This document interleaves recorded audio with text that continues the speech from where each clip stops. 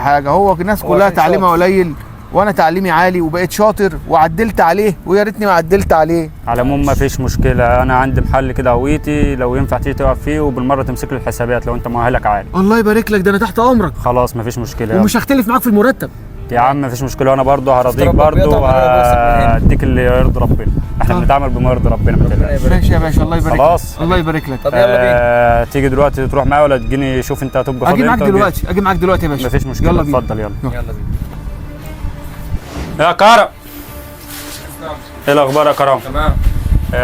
فادي ان شاء الله يبقى شغال معاك من النهارده. تمام، عايزك تعلمه الشغل وتعلمه الاسعار وتعلمه البضاعه كلها. تمام، وهو برضو يعني راجل كان محاسب وشاطر في الحسابات وكده.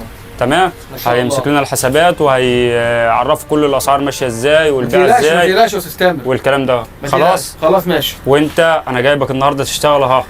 انا اهم حاجه عندي الامانه. لا ما تقلقش، دي اكتر حاجه موجوده فيا. الامانه ثم الامانه. تاني حاجه الاسلوب مع العملاء يبقى كويس. حاضر، تحت امرك. الزبون اللي يخش دايما على حق.